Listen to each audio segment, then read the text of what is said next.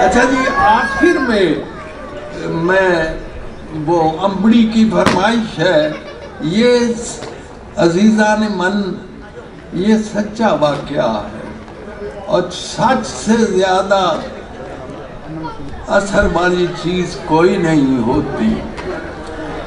एक स्कूल में मैं पढ़ाता रहा हूँ।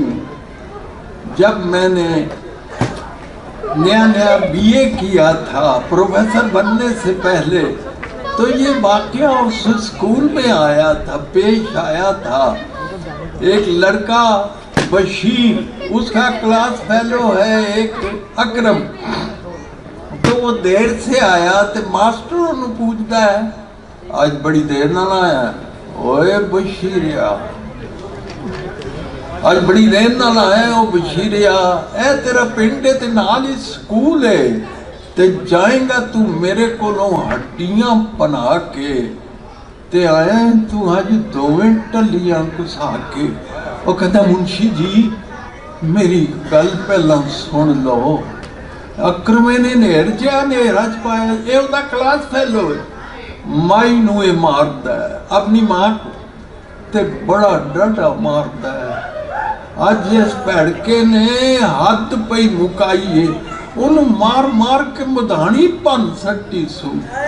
बंदे कट्ठे होए ने ते उत्थे भज वग्या, चुक के किताबां ते स्कूल वल नस्या। माईए दी मुंशी जी घर छड्ड आई सी, मूंह ते नील सन, सुजा होया हाथ सी, अखां विच अथरू ते बुल्लां विच रात सी। कहण लगी सोहणिया वे पुत्र बशीरिया, मेरा एक काम भी तू करी अज ही रहा, रोटी मेरे अकरमे दी लई जा मदरसे।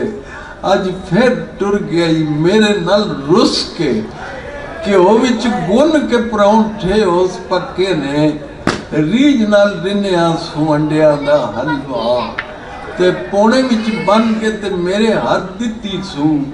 एहो गल आखदी सी, मुड़ मुड़ मुंशी जी छेती नाल जाई बीबा, देरियां ना लाई बीबा, ओदियां ते लूस दियां होणगियां अंदरां, भुखा पाना अज जो स्कूले टुर गया है, रोटी उन्हें दिती है, मैं भज्जा लगाया जे, अकरमे ने नेर जिहा नेर रच पाया।